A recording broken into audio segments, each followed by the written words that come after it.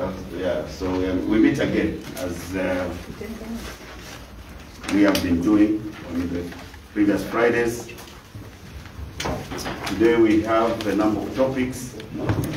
I'll first start by recognizing the leader of opposition and our acting Secretary General, is also Member of Parliament for Kawambwa, Honorable Edson Chilangwa, and all our honorable colleagues that have been here to discuss a few matters that could be incomplete business from the debate of this week. We have done 3 days this week. We have a number of topical issues that we shall speak to. Honorable Mwina, maybe you just switch a bit with Honorable Tasila so that she could be there.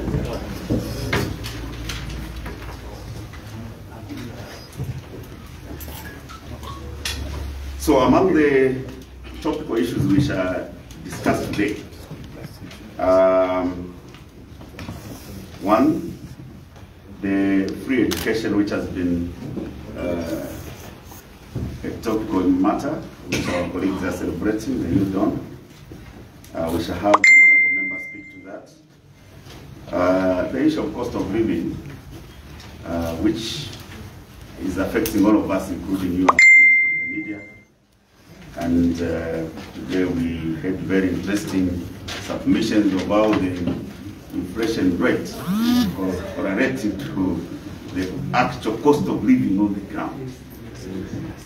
We also had the issue of the contracts which have been awarded to about 6 auditing firms by the Minister of Finance. We shall have an honorable member to speak to that. We also have the issue of territorial jurisdiction of subordinate courts. You must have read the development in Solwezi, where one of our colleagues has been going to appear before the subordinate court, Honorable Nafo Nakachinda, with his famous instrument, the binoculars. We also had an issue, I think, on the floor of the House regarding our former First Lady, who was a subject of some interesting drama by the Drug Enforcement Commission from last week to this week. We also have a very interesting matter of ZESCO and the Copper Belt Energy CEC, who have gone into a bulk supply contract of power, which was which expired, and our government was very reluctant to renew it because of its draconian clauses that was in the previous contract. So we shall have a member speaking to that. The developments in the mining sector and how that is impacting on the economy is an issue that will also be tabled this afternoon. And then we shall have a few matters related to local government, and that will also bring on board the matters, the challenges of implementing the current Constituency Development Fund, CDF. And so to kickstart our today's discourse, I will invite Honorable Tasila Rungu, the Honorable MP for Chawama, to speak to the matter of free education briefly, and then we can move on from there. Honorable Tasila Rungu, you have got the floor. Thank you so much, Chief Whip. Good afternoon, everyone, and the members of the press. Thank you so much for coming. The issue that I wanted to comment on was this issue of free education. As much as Zambians have been looking forward to the free education, I know that all of us are excited to not have to pay school fees. But there are 2 issues there. The first one is that it's not conducive health-wise, because for us members of parliament, we all can't sit in the chambers. All 156 of us cannot sit in the chamber. We've been separated into different committee rooms.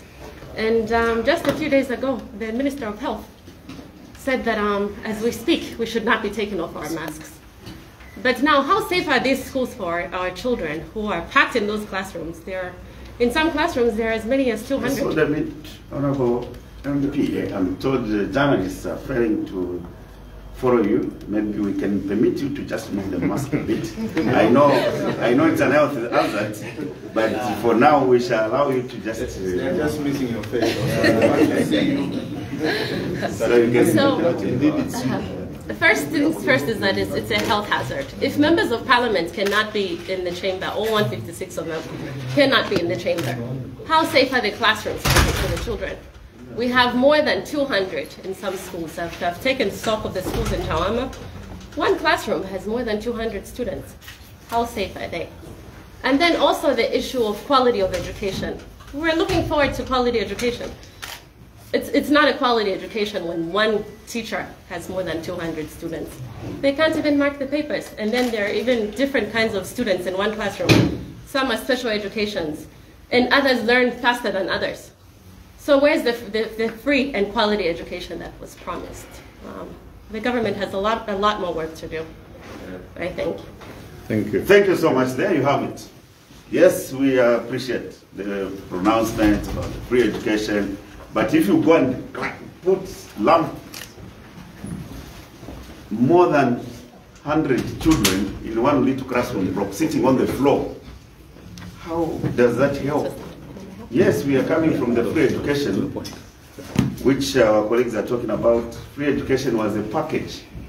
You get into school, you'll be given a free book, a free pencil, and other requisites for a pupil. That were given. Are we there yet? The answer is definitely no. We all were sitting on the desks. But you can't claim to have free education, and when people are sitting on the floor, like she said, come to health. Us, we only sat in the chamber yesterday for one purpose, listening to the Italian president. After that, we have reverted to other places to sit. So I think that's a gist of the submission from the honorable member for Chawama, that yes, we are happy with the pronouncement, but we need to see more done before we can say, yes, our children are enjoying free education. Thank you so much, Honorable Tasila, for that submission. I'll then invite two honorable colleagues. One is an urban member of parliament. The other one is from the rural, to speak to the issues of cost of living. Today we had our honored Vice President attempting to give us some theory of how the single-digit inflation rate is now correlating with the actual cost of living on the ground. Honorable Gordon Miller, Member of Parliament from Ufrira, a mining town, and we have Honorable Kampampi, Honorable MP for Mansa Bombwe, to speak to this. Honorable Gordon Miller, Ufrira, you can start, and Honorable Kampampi supplementary. You have got the floor. Thank you very much. Thank you very much, our whip and leader of opposition, and the honorable members, and to the press, good afternoon. Yeah, so I think I will tackle the issue of the cost of living. I'm sure all of us are living in this country and are seeing how the prices of goods and services are skyrocketing. I will just briefly mention to say that when this new government took office last year, the issue of the rising prices of commodities was brought before the House, to the Vice President, even to the Minister of Commerce. And at that time, we were assured that these traders are dealing in the goods and services which they bought at high prices during the PF government, and that once that stock ran out, we should see the prices coming down. That is what was mentioned within 2 months or 3 months of this government forming. But today, the prices are even higher than what they were 10 months ago. And now, we have seen a dichotomy. Inflation, which generally determines the price of goods and services, is dropping, but the prices of goods and services are rising. What is happening? What is not going right? This morning, the question came up in Parliament for the Vice President to talk about the cost of living and the increase in the prices of goods and services. And I'm sure those who followed, the response that came from our honored Vice President was that, in fact, the prices of goods and services are reducing. Now, that is very shocking, and we should be worried, as Zambians, because if the government that should take care of us are seeing things to be okay now, because according to the government, they said that the prices have actually come down, and then there was some even documents laid on the table to tell the Zambians that everything now is okay, the prices are down, inflation is down, so there should be no worry. But we are worried, because if the government could have accepted that, yes, the costs are high and we are working to reduce them, we would be comforted that the people of Zambia are seeing something positive coming out. But today's statement has sent a cold chill down our spines, and every Zambian must be worried, because where else are we going to run to hope that these escalating prices will be addressed? Because as far as the government is concerned, today the Zambians have been told that these prices are actually okay and they have actually come down. Now you and I know, we go to the shops, we are buying meal at 170 kwacha, 25 kg. We are buying cooking oil at 350 kwacha. So which prices have come down? That is the big question which all of you, the media and the Zambians, will be asking. For me, it's a very sad morning, sad day today, if the government can say that actually prices have come down, which means they are not going to do anything to address the situation. That should be a worry. When we talk about inflation, we are in this situation where all the people that should understand what inflation is should be worried. In Europe, where we import these terminologies, in the US, they are grappling with rising inflation. And the rising inflation that we are seeing in Western countries is also corresponding with the rise in the food prices. The United Nations have expressed worry, that the rising cost of food will send almost 70 million people into starvation. Now, if we are a member of the United Nations, which is actually worrying for us, Zambia, as a developing country, that the rise in food prices will spell hunger on the people, how are we accepting ourselves that, in fact, we are not affected? Our prices are lower. When the UN are speaking for us so that the war in Ukraine and Russia can stop to secure food for developing countries. But the message that has gone out today to the rest of the world is that, in fact, we are not affected. Our prices have reduced. This is a worry. And that is why we are saying this inflation rate, which today is coming to single digit, is not reflecting the true picture on the ground. How the numbers are being computed gives a very big question mark for people that understand what inflation is. We should be real to tell the people the real statistics so that the Zambians can prepare themselves.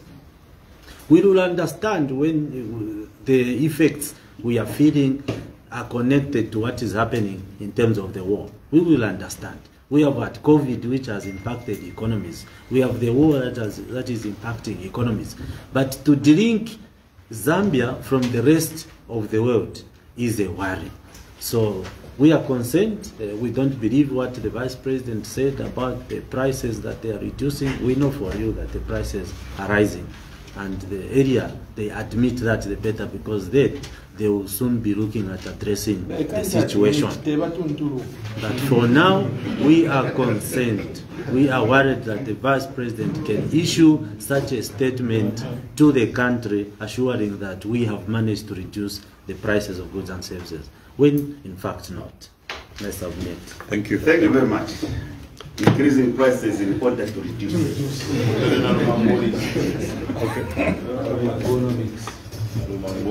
Honorable Kampanki, you can have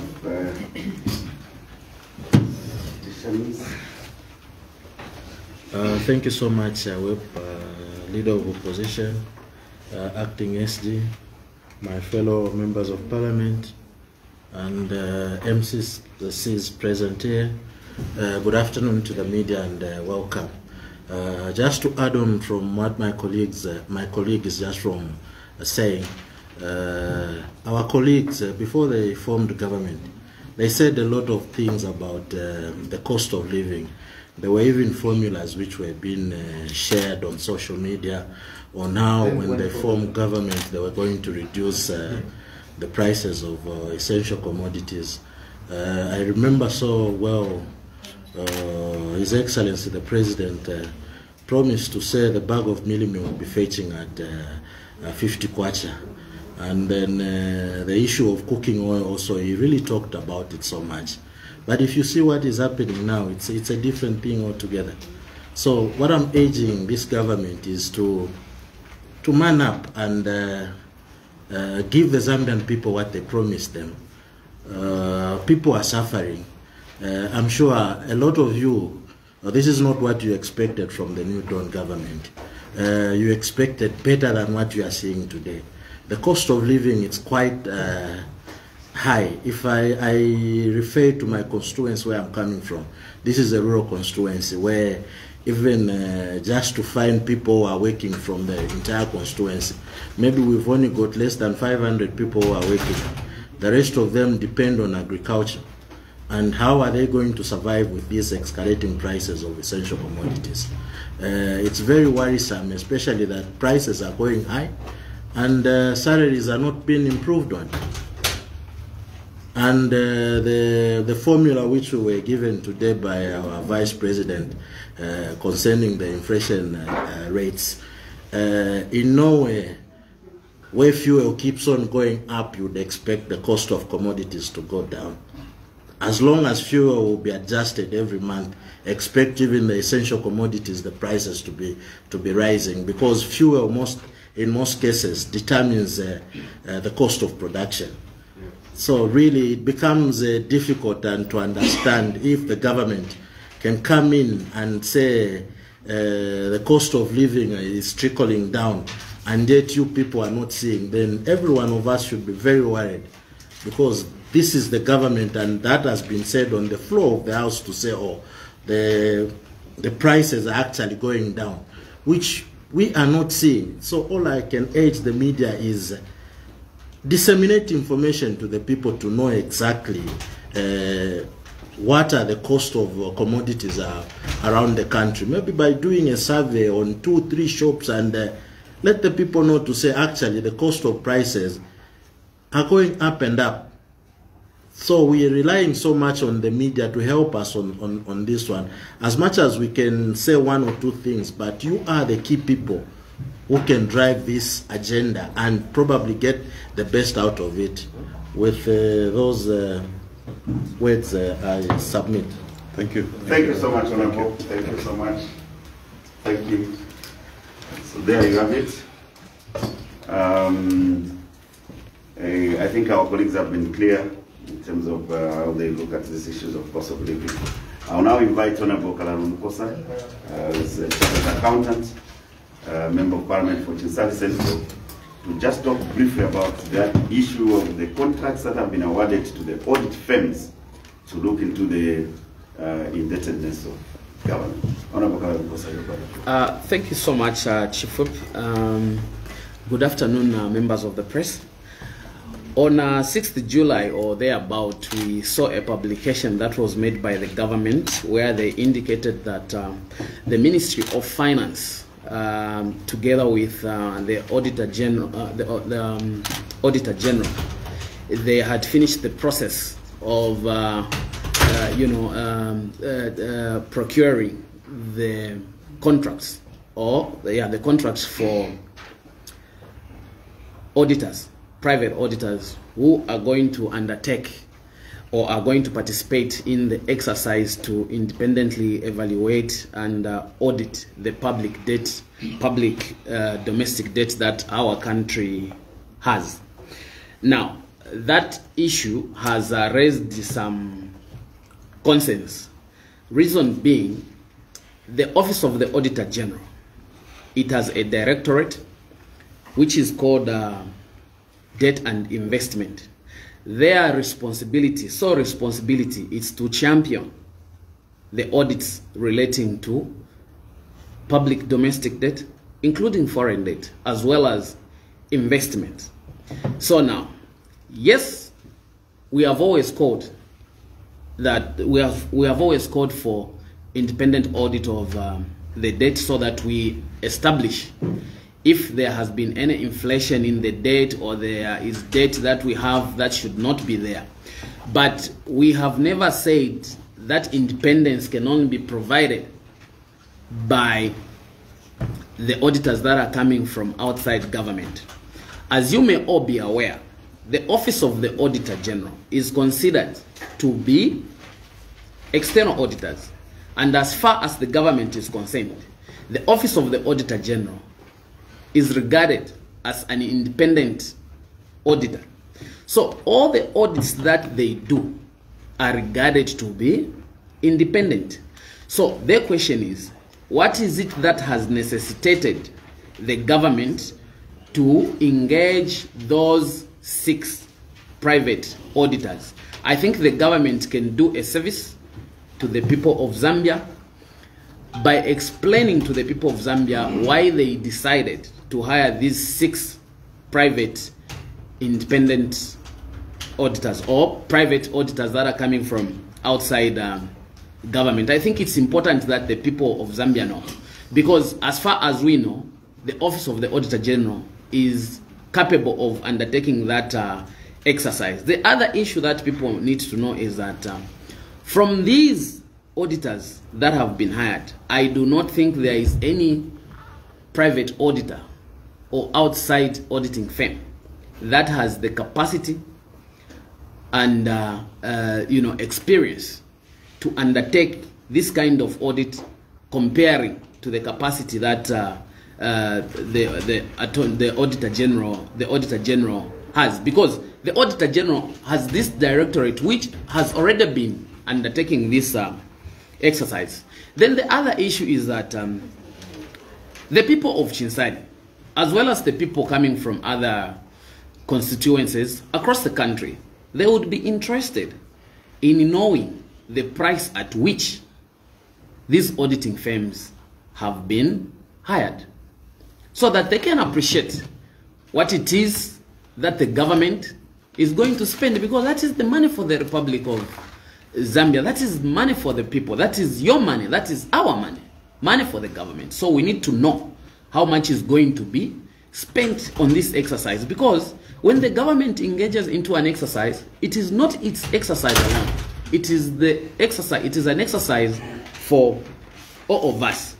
Then the other issue that the government needs to realize, in the absence of an explanation as to why they have engaged these outside auditors, people are going to conclude that the government has no confidence. It has no confidence in its auditors. That is the Office of the Auditor General. The other issue of concern is that myself, I'm a member of the Public Accounts Committee.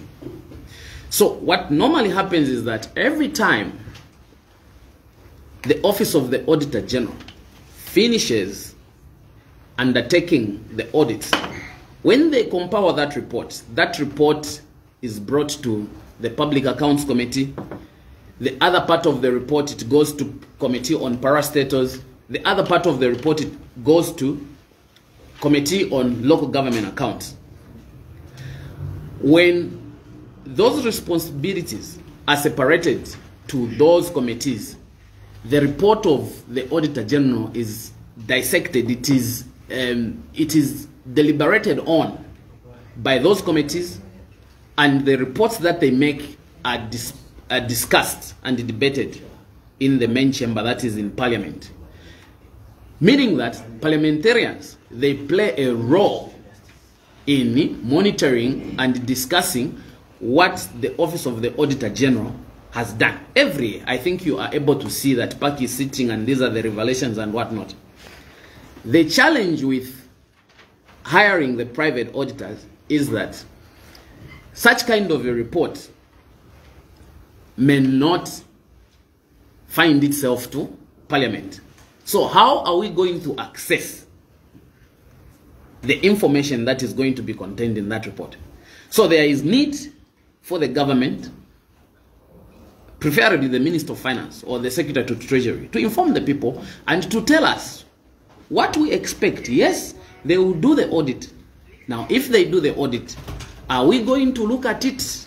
Are we going to look at that report as members of parliament? Is it going to be sent to PAC? Is it going to be sent to the Committee on Economic Affairs and Budget? Those are issues that we want the government to address. But most importantly, I think the people are interested to know the price at which these companies have been contracted.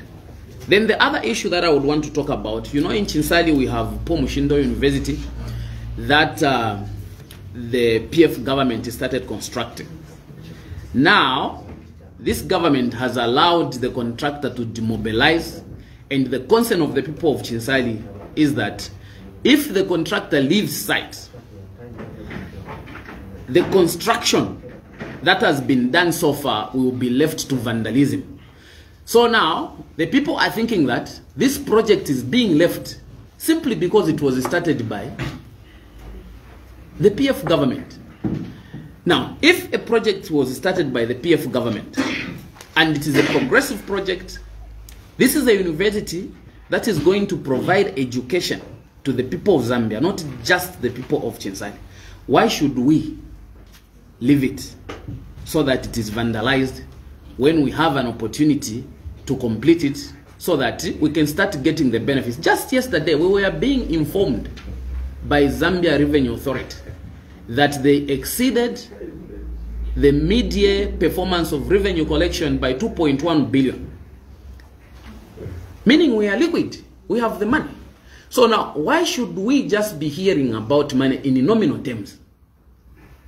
Meaning terms that are not real. We want to see the physical aspect of it. We want to see the money that they are talking about, that they exceeded the target in terms of collection at ZRA, to transcend into the projects that are being implemented on the ground. Then we are going to appreciate that, yes, the targets that were set indeed had no budget slacks. Thank you so much, and thank you, Leader of the Opposition. Thank you very much. Thank you so much, Honorable Kalarwe, for that detailed presentation. And I hope the colleagues from the media have followed. Without wasting time, I will now invite Honorable Tembo, Learned Counsel, to just briefly chat about these issues of people being couriered to different places by the police. Honorable Tembo. Distinguished friends from the media, Acting SG, Leader of Opposition, Chief Whip, fellow colleagues, members of Parliament. I observe also His Worship Council Chairman present here. Indeed, as a country, we are presented with a situation that really worries, calls for any one of us to worry if we love this country. The UPND government came on the platform of the rule of law. But what we have seen has actually been something that is against the rule of law. As regards the issue of couriering, Zambians from one place to another, we have laws. This is a country of laws, not of men. The Criminal Procedure Code is very clear as regards when a suspect is suspected of committing a crime in Chongwe, for instance, cannot be taken to any other place. Under the magistrate court, there is no jurisdiction for any other court outside that district.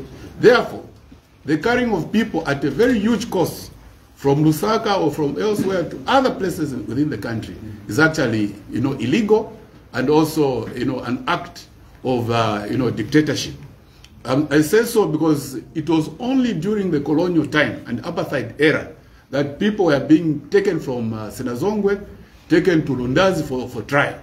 It has never happened after 1964. It's the very first time after independence that we are seeing this happening, which is a breach of the law.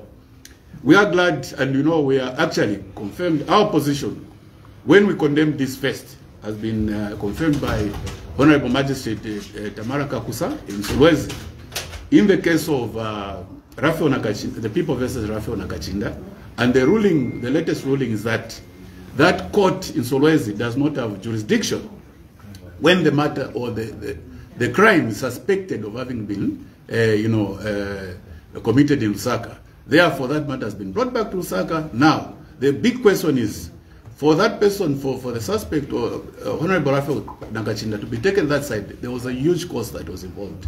You know, the policemen paid, there's fuel in the vehicle, and I can tell you that to date, this government has spent well over 2.5 million kwacha in all these illegal activities. Now, this is a government that says is sane, and the government that is saying that, is prudent in financial management. So you can see that actually our government is not performing, according to what they promised. And suffice to add that in this government, there's a lot of corruption going on, and nothing keeping quiet. So we are urging the president, instead of protecting his ministers who are corrupt. And in fact, let me just bring out the issue. Recently, we heard that there was a Dr. Bayan who was hired to bring a plane to ferry people, and the $200,000 was actually paid to him. That money has not been paid back. The plane was never brought. The reason being that that person didn't even have that plane, and in fact, he went to outsource a very poor quality plane. That being the case, I think that we can learn many. So there's fertilizer scandals. Just now, the bulk supply to ZESCO between CEC. You might be aware, Zambians, that our Minister of Infrastructure, Mr. Charles Milopi, Honorable Charles Milopi, is actually a serious interest in CEC, and therefore we see this as payback time.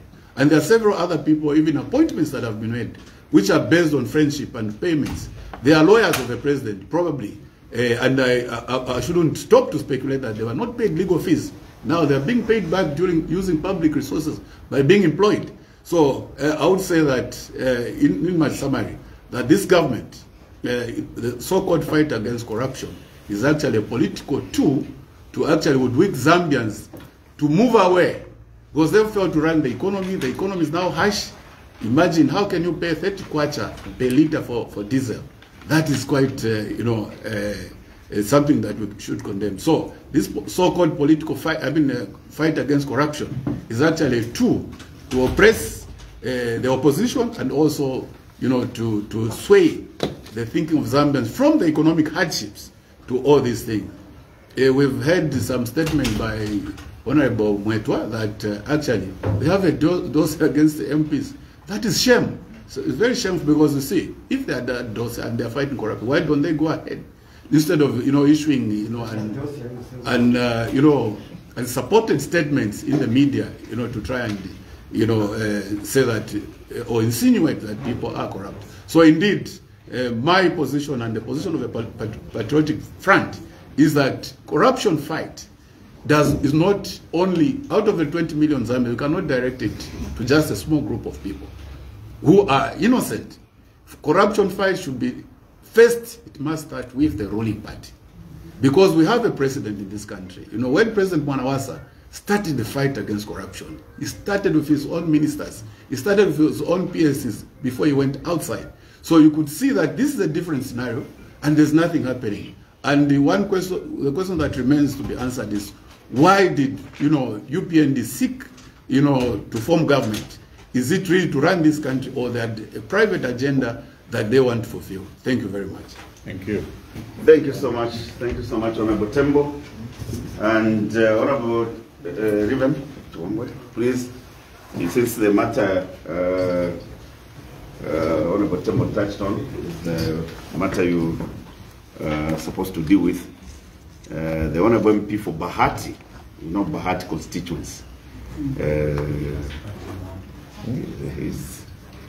is going to speak to the matters related to the issue that Honorable Tembo briefly touched on, the issue of the bulk supply agreement between ZESCO and CEEC. He's well vested because he has served that institution for some time, and he will issue a few related matters on the company. Honorable Riven. Thank you so much, Chief Whip. Firstly, allow me to recognize the presence of our Secretary General, Honorable Chilangwa, and the presence of the MCCs around here. Good afternoon, colleagues from the media. Firstly, Let me start with what the President said on the floor of the House. In his inaugural speech, His Excellency President HH mentioned that the UPND government was going to undertake reforms at ZESCO. We have seen a new management that has come in to this effect. And it's important to note that in the past, all stakeholders that wanted reforms in ZESCO submitted that ZESCO should downsize its top management. They should reduce the number of top managers. But what we've seen under the new dawn is that the number has doubled. Because for the first time now in ZESCO, we've got deputy directors, which has never been there since ZESCO. And most of these deputy directors are UPND cadres. We know them, we can even name them. We've also the firing of, we've seen the firing of a lot of employees from ZESCO. We've seen the firing of a lot of engineers, especially those that are perceived to be members of the Patriotic Front Party. We've even seen the firing of members from certain regions of this country. You know the regions that we're talking about.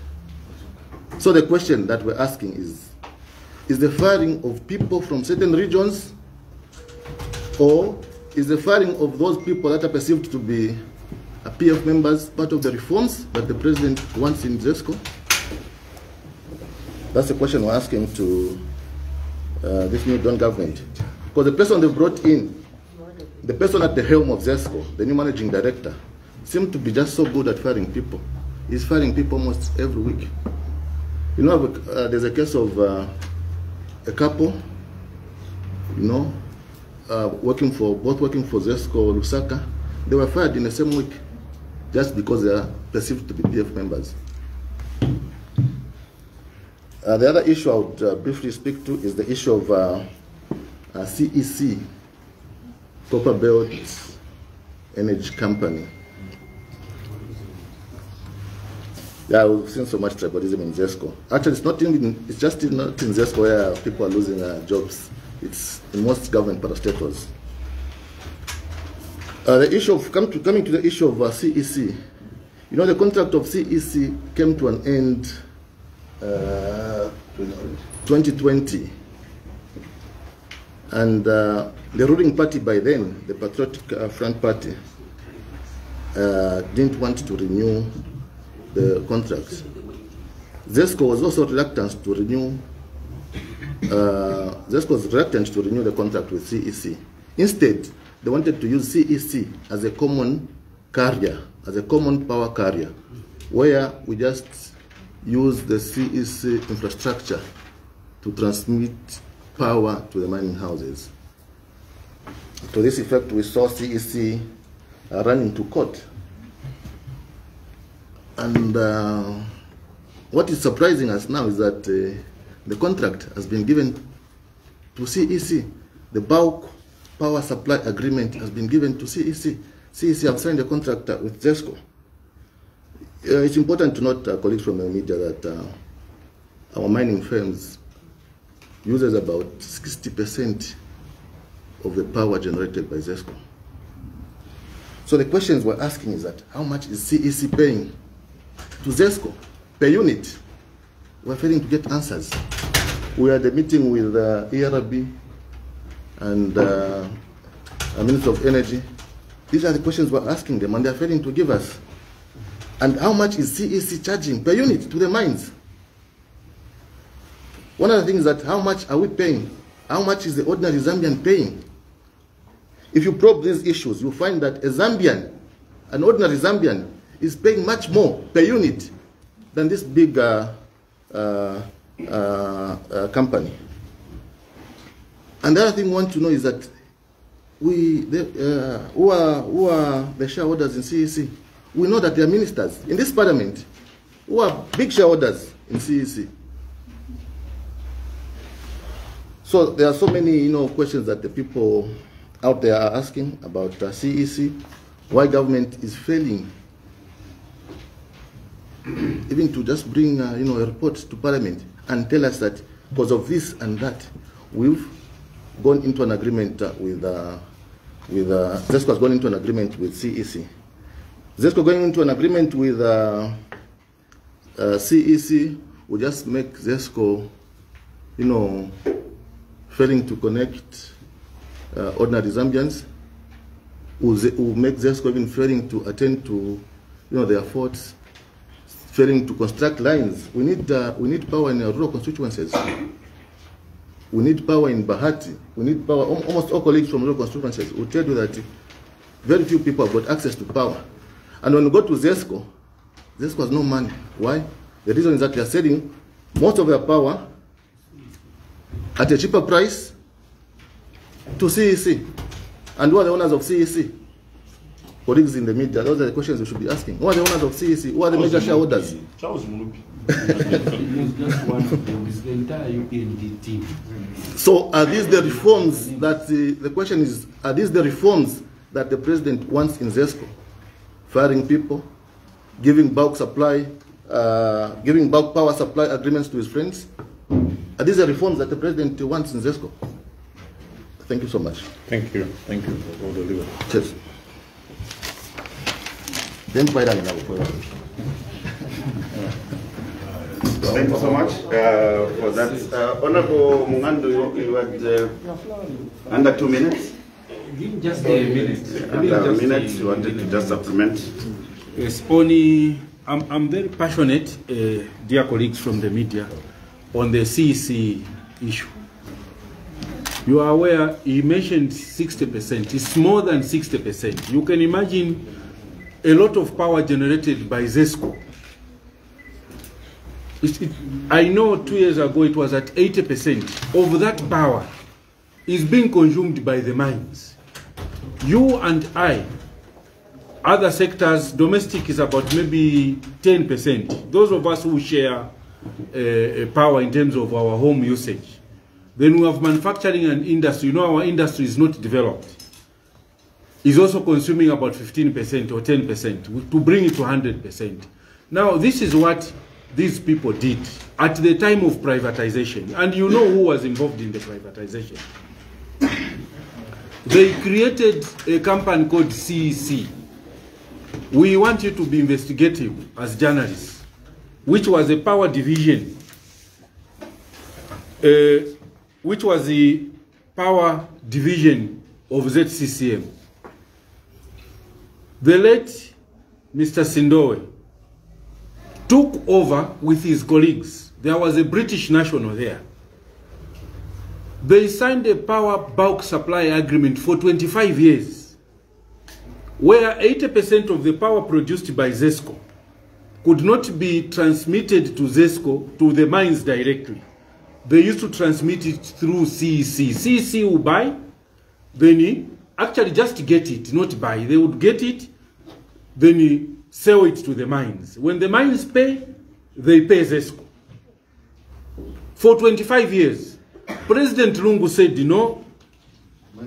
you cannot be exploiting Zambians like this, which meant that you were paying more. Even now, you might be paying more for power than the mines themselves. They are. Because I want to tell you, Zambians, they are doing that because themselves are the beneficiaries. And we want to challenge them. We've got names of the shareholders of CEC. We challenged ERB. They made a presentation. Was it last week, dear colleagues? Or the other week? I asked ERB, can you tell us the details of the bulk supply agreement which has been signed? They indeed confirmed that the bulk agreement was signed, and they could not tell us the details. According to them, that is a contractual obligation between ZESCO and CEC. But ZESCO is a public entity. Secondly, ERB, ZESCO cannot go into any agreement without ERB approving it. You've seen, if you vote, you put into office crooks, how they operate. And as Zambians, sorry, I'm not a diplomat, I put it the way it is. We want to tell President Hakainde Hichilema that this country has moved on. This generation you are seeing will not allow what probably was happening before. Time will come for them to pay, and they will pay. So, dear colleagues, 30 senior engineers from Kariba North Bank, Siavonga, have been fired. We want New Dawn government to unite this country. If anything, that is what President Hakainde used to preach. Unification of the country. If PF made these mistakes of taking care of people on a regional basis, there are those of us within PF who condemned it, if it was there. And you, the youths, brought in UPND to reverse that. But what have they done? What have they done? President Hakainde and the entire cabinet. We are saying entire cabinet because we know they are not part of some of these decisions. Many ministers are crying that President Hakainde is running the government with friends. I'm sure you've heard a number of ministers expressing frustrations. We do interact with them. They are members of parliament, for your own information.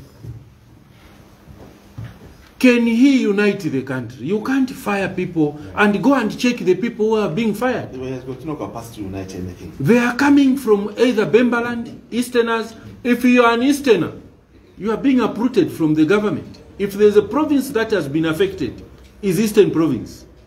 I have to mention this. And stop that, President Hakainde. Youths voted for you. For us, we don't know tribe, for your own information. Tell him to grow up. Tell him to grow up.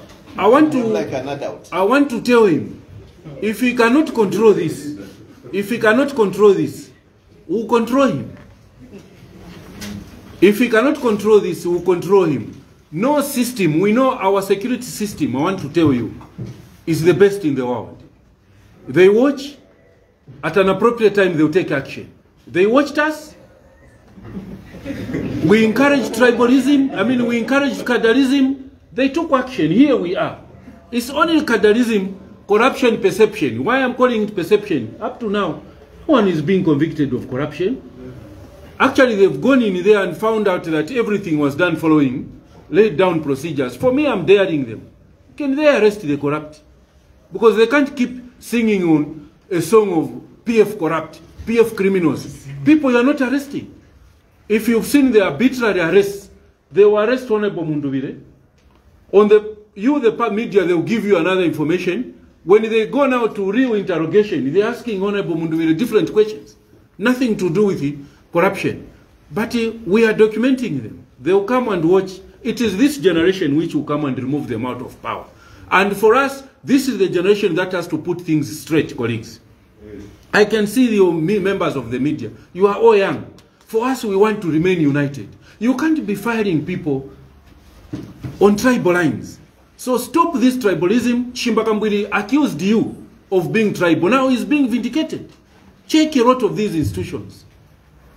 Actually, some of the members of UPND who suffered for UPND, they are also crying. Because ministers, they are just putting their relatives, their spouses, their children in these positions, leaving even those who suffered for UPND. So we want to appeal to President Hakainde Hichilema, unite this country. We want this country to remain united. Then do not expose our assets to foreigners. This generation has enough qualified people to run the mines. It has enough qualified people to run all the sectors of this economy. So I know I can, as politicians, we talk. That's our job. So I can go on and on. Media, let us work together we put this government to check. We are not against them. Good policies, we are going to support them. But policies which divide us, we are going to talk. And we'll keep talking.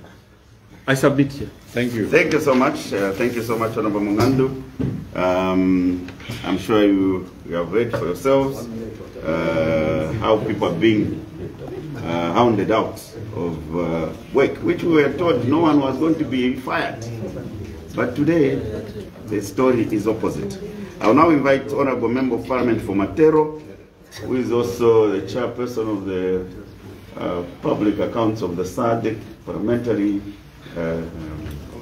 We congratulate you for that success, Honorable That's what it means. We are only sending quality to these international platforms. You can now come here, Honorable Member of Parliament for Matero, to speak to our media on matters of the mining sector and a few related issues in brief. Honorable Sampa Maos.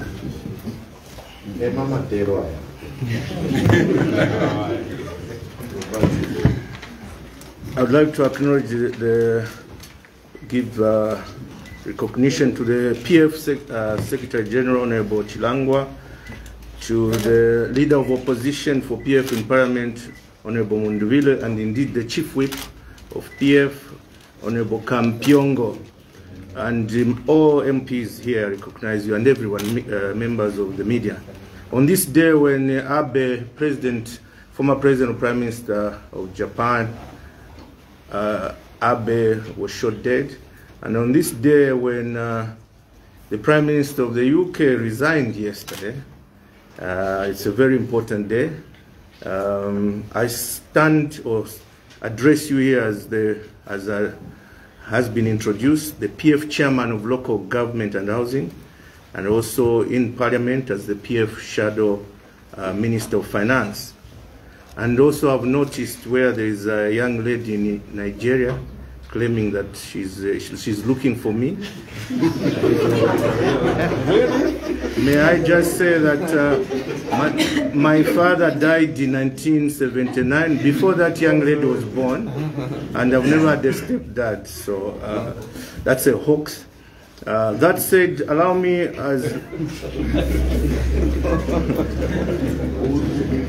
to zero in on the CDF.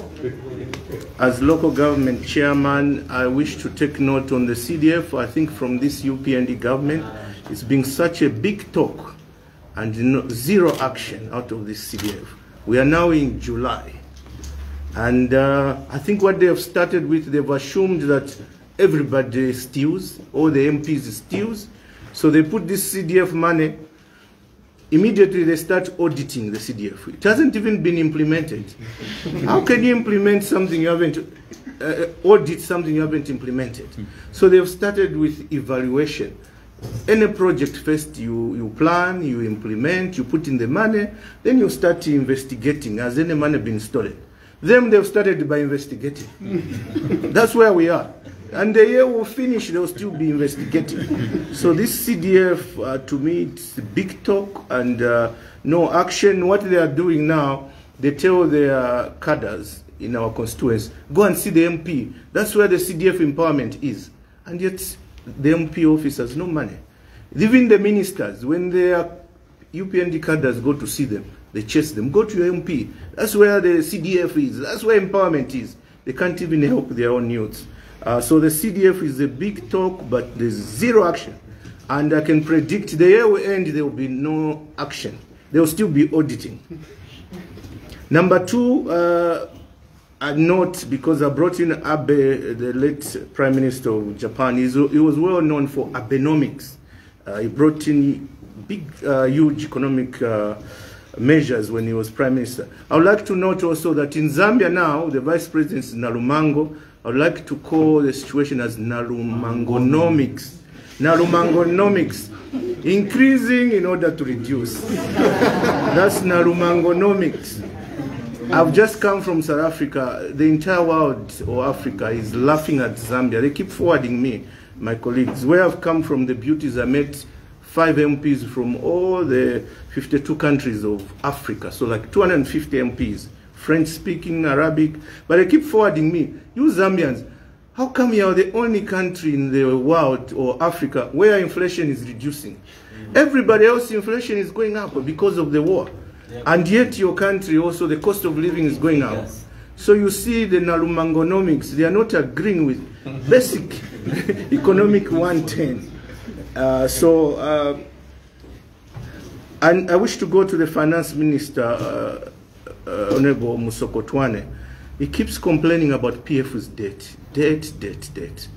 Deal with it. This is almost a year since UPND took over power. When PF took over power in 2011, we found the minister himself, Narumango, was the finance minister. We found he had debt. Msokotwane. He had debt that he accumulated under the Formula One, huge debt. And I happened to have been the deputy minister of finance at the time. We didn't complain. We dealt with it. Paid it back, found some money, paid it back. It's like when you marry a woman. You find that she's been divorced somewhere. It's your job to give her a child. Don't start complaining, you know, she's what. Deal with her. Within no time, she needs to start spitting.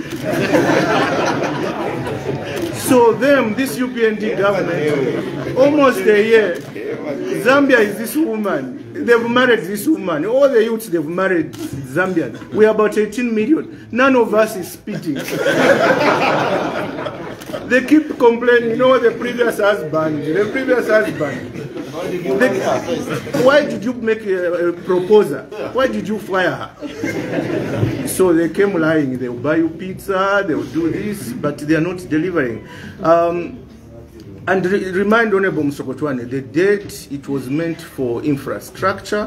The PF government invested all that money that was borrowed, importantly, in power generation. I'm just from South Africa. Zambia, we thought we had a problem with power cuts. In South Africa, it's 20 times more. You'll be having meetings like this, power goes. It's on level 6. It's a big thing there. The population has grown, industry has grown, but they never invested in power. So I remind Honorable Msokotwane, so start thinking of investing further. Pick up where PF left and invest further in power, because the population is increasing and industry is increasing. We'll go back to power cuts, and then they'll start blaming PF again. Item 3 on mines, as I try to conclude, Chairman. On the mines, I saw ZRA posing and say, we are getting so much money. You know, the money ZRA gets now, 80% of it is coming from the mine. But guess what? It's only 10% of what Zambia can potentially get from the mine now. The mine industry is like this. It has good times and bad times. And you have to be lucky that the good times find you. Right now, because of the war, the mining industry is the most profitable. The prices are high. So Zambia, what we are getting now is minute, it's very small. We can get more money. It's like football. Can you imagine football? The Zambia national team is playing the women. The opponents, the goalkeeper has a red card. The entire defense has a red card. Then you win by 1-0. Will you celebrate? You should win by 10, 15-0. That's what is happening now. The mining industry now is so lucrative. We're supposed to get a lot of money from there as a nation. But this government is only getting a bit and giving back to the mine. So they can do better and get what belongs to Zambians from the mine. That said,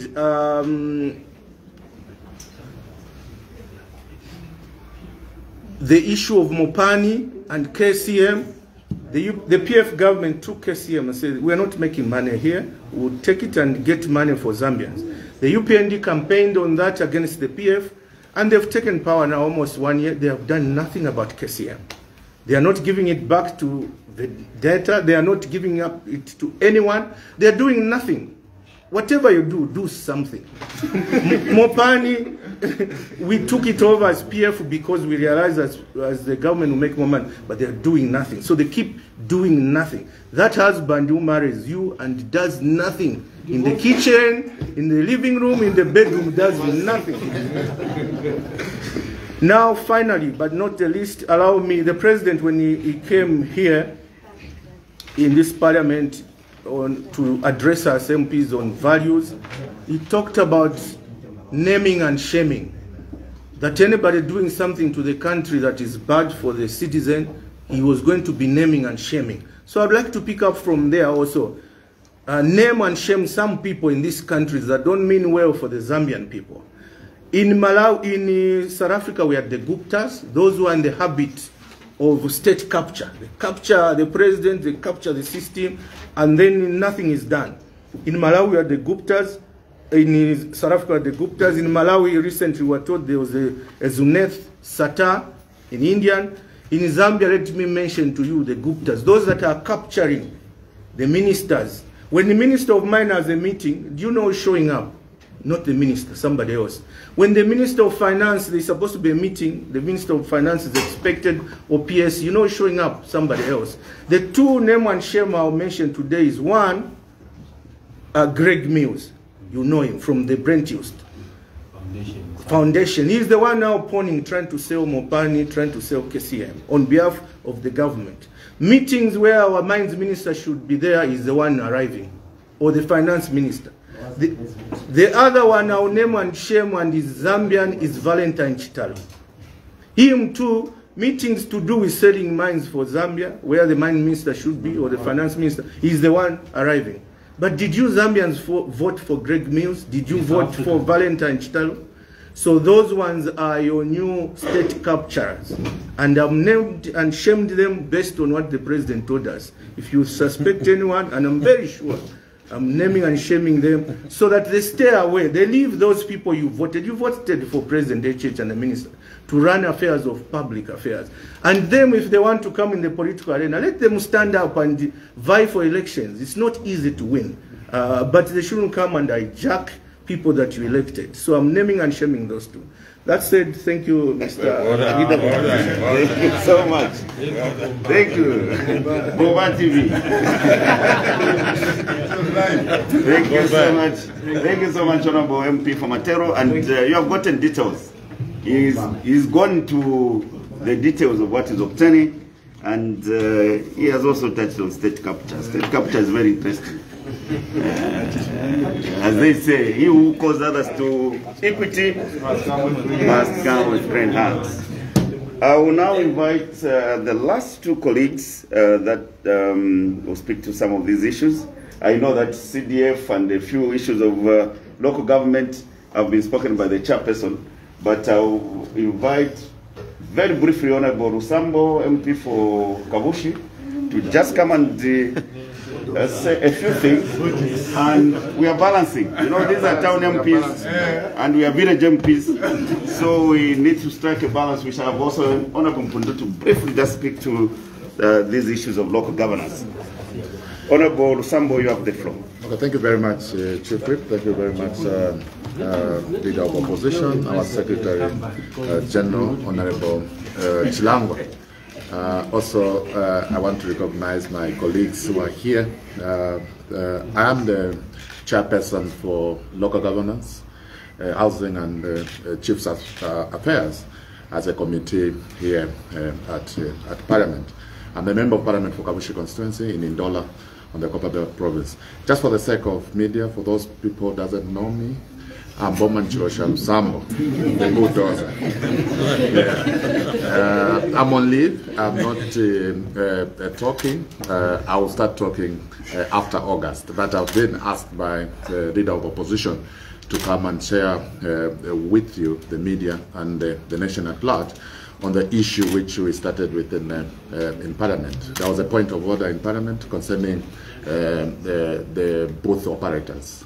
We stood on the point of order, and the speaker, as usual, she couldn't allow the minister to come and explain what is going on in our country, where the booth operators are being removed from where they have been operating from. So this is an opportunity for us to communicate to the government, to come and inform the general public what has been going on. We have seen that the booth operators in our CBDs have been removed. Remember, this is the government which came into government promising our young men and women that they are going to provide jobs to all of them. And they were lucky to have this Airtel,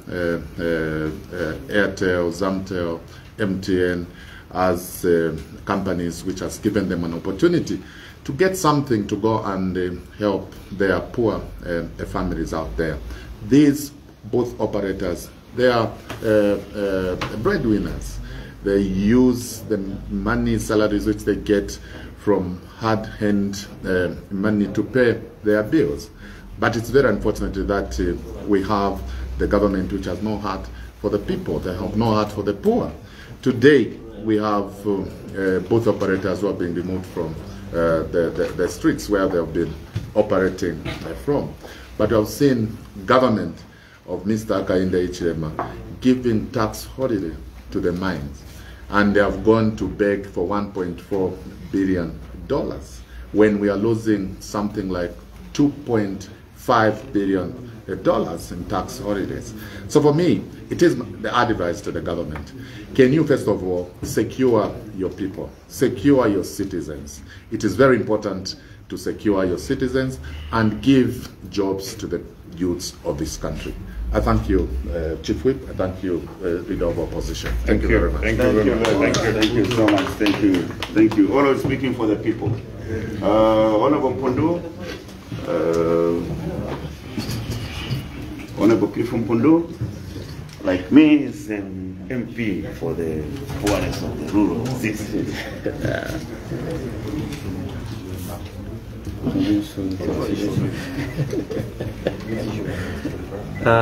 Thank you very much. I would like to recognize the SG, the Leader of Opposition, the Chief Whip, and my fellow honorable members, and yourselves as the press. You know, Zambians, I think, are tired of listening. Every time is talking, just talking. What Zambians they are looking for is implementation. And many times as parliamentarians, we have talked, especially the song that is being sung to do with the CDF, from the time Parliament, this 30th Parliament opened. The song has been CDF, and it continues like that. Now, Zambians are tired about that song, and what they want is now to see the implementation. I am from a rural constituency, and people are asking a question to say, Honorable MP, including other MPs, when are these bottlenecks? After all, with them, they don't even know bottlenecks. All what they know is that the MP has been given money, and they need that money to be seen on the ground. And that is not happening.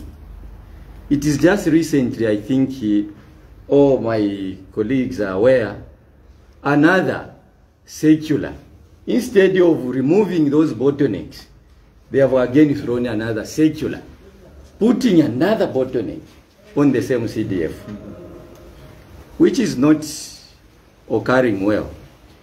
Us as members of parliament, we are very anxious to develop our people in our constituencies. And the idea is good, we have welcomed it. But again, there are these strings. And on top of that, it has even gone beyond. Mostly you as the press, you hear to say, no, once the ministry clears, it doesn't just end there. Even if the ministry clears to say, yes, you can utilize this CDF, it doesn't end there. Even on the procurement side, we have problems. Because once the procurement committee sits, those projects that are picked, they can't authenticate and you start implementing. That again has to be thrown, being authorized by, again, the director of finance, province. You see the process. At the same time, also it has again to somersault and get to the Attorney General. You can see the process. You say the minister will say, I have cleared. Again, if it is sent on the ground to the local authority, the local authority have no authority to expedite the process. It has to be sent elsewhere. Then again to the Attorney General to clear. Now when are we going to implement? Are we going to continue just talking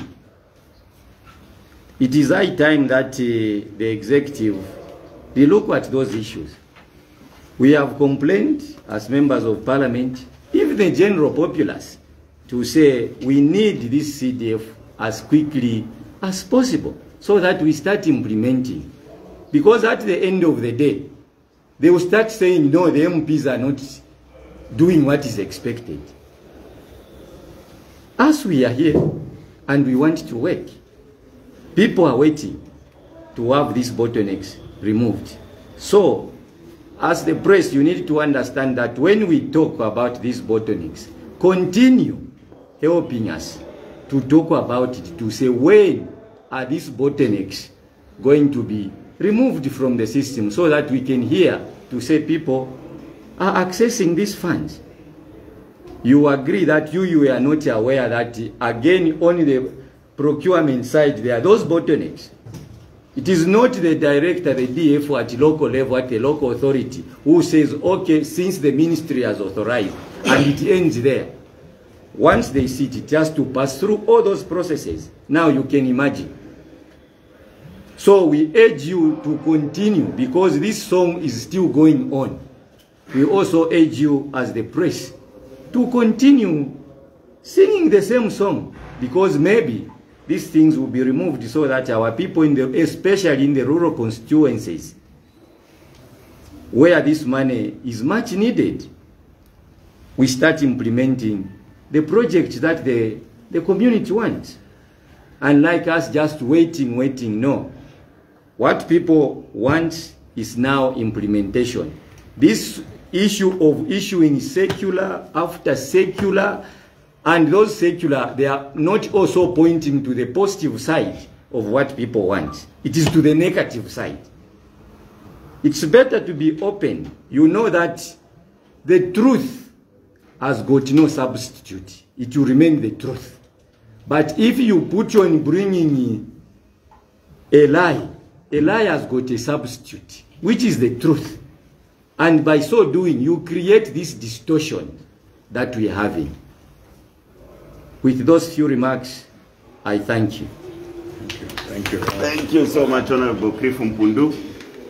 Basically, to put it, CDF is not new per se. CDF is not new. It's not a new fund.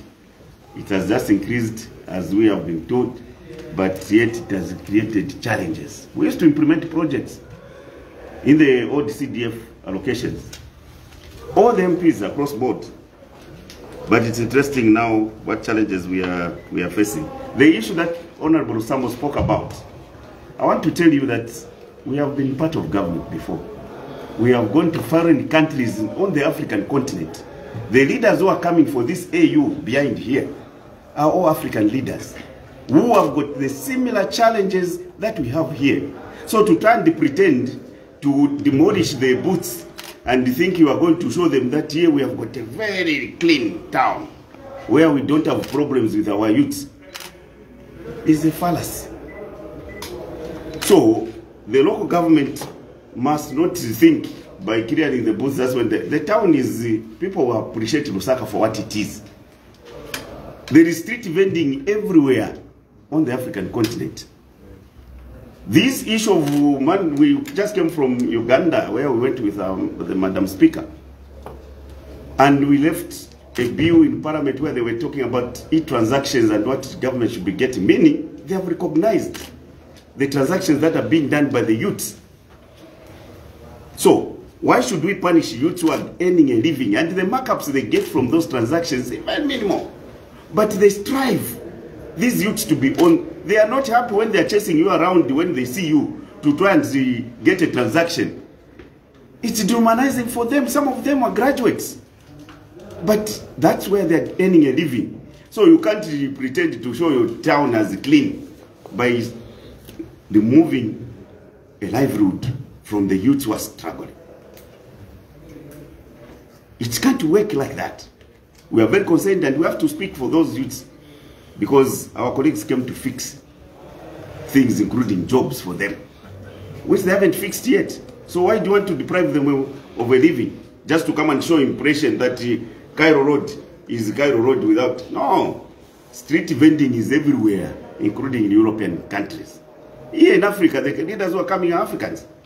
They wouldn't see anything wrong to see boots because that's what they've left where they're coming from. So it's hypocritical to try and punish the youths in this fashion. I'll now invite the Honorable MP for Malone to speak to the issue I raised on the floor today. I made it very clear that we are not happy with the way that the former first family is being treated. All of you, the media, know that not too long ago, our mother, the former first lady, was graduating. And as she was graduating, the names that were pronounced were Esther Nyawa Temu. Now, if you are an investigator with your salt, how wouldn't you be the only one not to know that those names?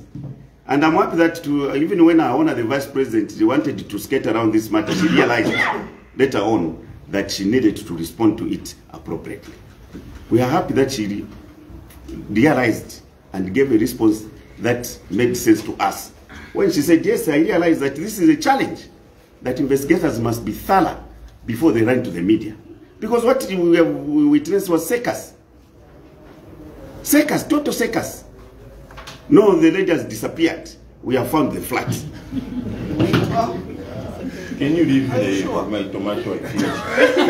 What am I going to say? No, you are going to finish my honor. So, we are saying, if we can doubt, there is no confidence, first of all, in the way things have unfolded.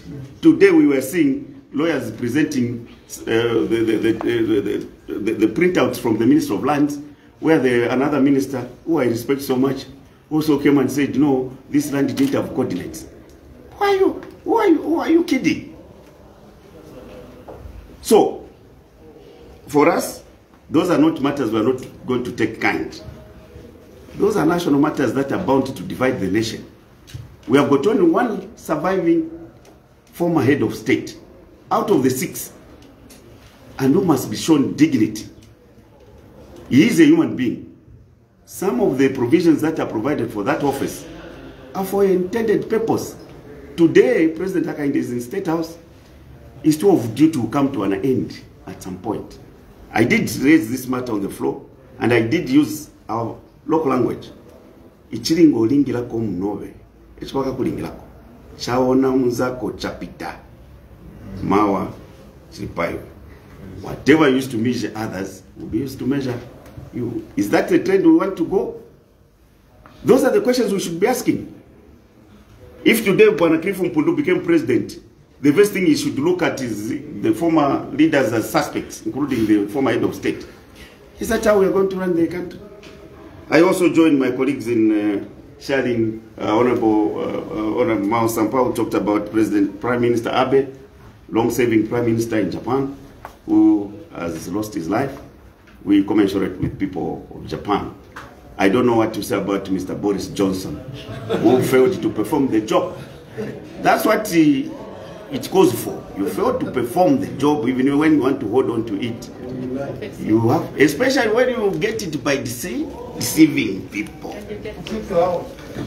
Brexit now to pride exit. Prime Minister is gone. He's been fixed. So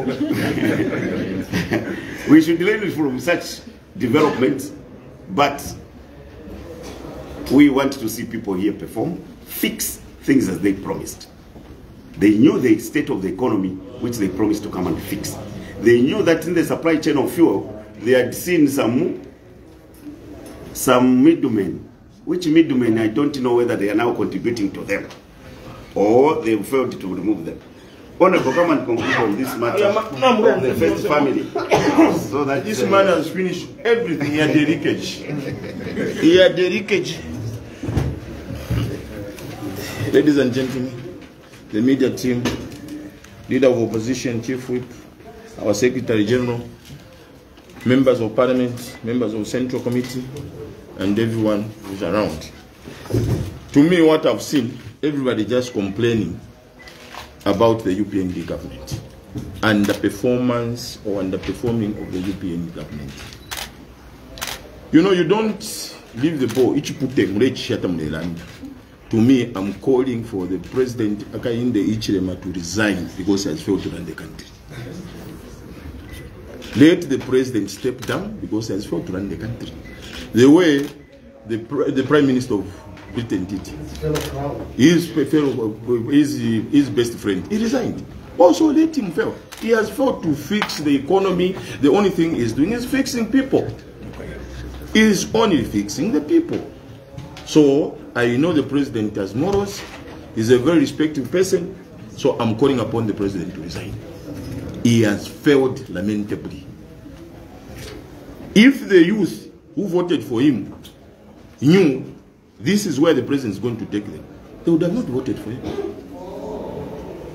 The bottle of cooking oil, he used to have that plastic to say, look, Vinduvadula, Vinduvadula. Today the bottle of cooking oil is 80 kwacha. Where on earth? In Malole, people are just eating nothing. What type of leadership is that? What are we expecting? If I were him, I can resign. And we are going to look after him very well. We are not going to follow him, no. Here you are. You take the first lady to say she has stolen. James Ndambwa in Ichoma, he was distributing that money to those young ones who were murdering. The president was the lawyer. President Edgar Lungu was a lawyer. Very, very successful lawyer. Very, very successful lawyer. He was a minister of defense. Are you sure he can fail to buy a plot for the wife? How many lawyers have we even in Muchende Banani? All of them have apartment and they are rich. Are you sure Edgar Lungu was just drinking, using the money from his law firm drinking? He couldn't invest and give the wife? And you say he's store, he can't buy anything for the wife? Who does that? What precedents are they showing? I'm calling even the Vice President Mutari Nalumango. I'm looking forward one day when we are going to follow Mr. Nalumango and grab that church, which they built a long time ago. And you see, because that is a precedent of crime. Because Esther Lungu, Mama Lungu, bought that plot before the president became the president. So what about if you follow Nalumango, the Bishop Nalumango, and they grab the church and all the Mutulos grabbed? What are they going to say? What are they going to say? To say those are precedent of crime? I even wanted to go to their church on Sunday. I can't because of this. You can't do things like that. You can't do things like that. And the community house we shall grab. Yes. And you know, me, partly, I'm blaming our president, Edgar Lungu, and the PF leadership who saved the government for 10 years. They were too good like angels. Everything was just looking everything. Why didn't they grab HH as a president of crime? Why didn't also they do the same? All those ministers also, they stole the current ministers. All those houses they built. Why didn't we follow them? Here we are, we have a director of SEC who even vowed to say, I'll finish my PF. And we were there to find him. To come and I'll grab everything. You were sworn in to come and grab everything. We have a chairman, the board of chairman of SEC, who is just talking about I'm going to fix them. Because he has just a grudge against Edgar Lungu the way he removed him. Because of underperforming. Now you just want to fix everybody. Is this the economy, the promise that they're going to fix? Increasing in order to reduce. You have a minister of foreign affairs. By the way, I served up to, I was the deputy ambassador of Zambia, High Commission in Kenya, and I was a full consul general in China, position of an ambassador. Foreign policy is just on my fingertip. You have a minister of foreign affairs on a Saturday driving a private vehicle to go and get calendars. Who does that? Who does that? In June. In June. And yet the speaker here gave us very, very good calendar and even books. So those calendars from Chinese, how special were they? Where was he taking that bag of money? Because we know what was there. Those are proceeds of crime. Not you are saying of tropical. And I sure this is a process of crime. And you people, I always say sorry to Frederick Chura. Frederick Chura, may so rest in peace. This is how you started things. You find a lot of clothes. You find a lot of shoes. And Frederick Chura has stolen. Come on. And this is what you're doing. So the president can't buy a plot for the wife. The former first lady can't own anything. I'm looking forward if someone become a president to follow a first lady Mutin. Because we are sick and tired of victimizing the first family. We know what they are looking for. They are looking for Edgar Lungu. Let them just go for him. Today it is Tasila Lungu arrested. They know that is Ozuru arrested, Lungu arrested. They know the Baba arrested. Tomorrow the wife. You are tormenting the man. Chiruba died with heart attack because of such behavior. Why? Arrest him. You are not supposed to be bitter when you assume power. The Zambian people have given you mandate to run this country. Can you run it? We are waiting 12 hours the dollar to come to 10 kwacha. We are waiting for fuel to go down. That's what we are expecting. Mukambere for chalo. Only if you want man to come not this second should I say. Thank you so much.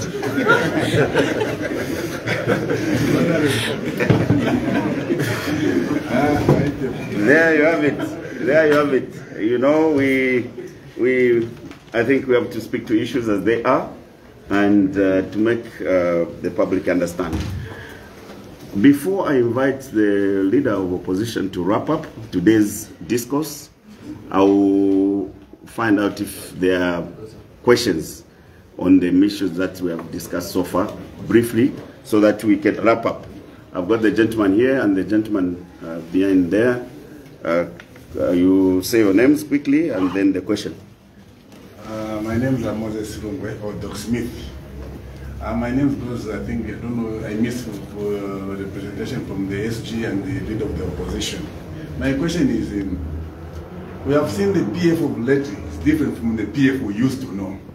After the elections, most of the PF members, notable PF members, they have gone quiet, like they are not there. Why is it like that? Is it that they are scared or what? Because perception, when it goes out there, people are believing what they are saying, PF, they are thieves, they are thieves. So why are they going quiet? The SG, our SG, what are you doing about it, about your members? Because most of them have gone quiet. I think you can agree with me. And that's why we are seeing a lot of members, some they are going to SP. Because I think with SP, that's where there is life.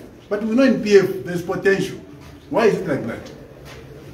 Thank you so much, Moses. I saw a hand, the gentleman. So we just allow these three sets. Yes, comrade. Thank you very much, sir. My name is Masao Sopiri. Considering the fact that today a number of issues have touched on the plight of young people, there is one very important issue I would like to inquire about and see what you, our leaders, have done about it.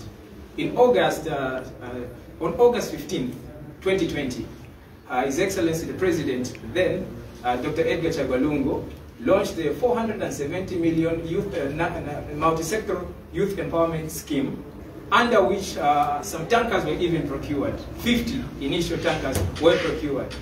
Now, considering the fact that we have a new government in place, and that program has since been derailed and is facing imminent failure. Why? Because of some form of retributive politics. The accusations that are there are that the beneficiaries, all of them, were PF youths. Or if they were not PF youths, then they were fronts for PF bigwigs. What are you doing to allay those accusations? Because we must understand that the requirements there did not stipulate any membership. So to you we inquired, did you have any provision for party membership as a requirement under that program? And if it is so, how did they determine that? Because the PF does not have membership cards. So what documents did they use for them to come to the conclusion that it was PF youths and fronts for PF bigwigs that benefited under that monumental and transformational program? And what are you going to do moving forward to allay all these allegations so that young people begin to benefit from that legacy project of His Excellency Dr. Edgar Chagwa. Thank you. Thank you so much, Masauso. I saw the last hand there. My name is Elijah Ngoma. I just wanted to hear from your side accusations or allegations that you have a list of wrongs, and Mr. Mwetwa is going to use that against you if you speak. Are you going to be intimidated? Are you going to stop talking?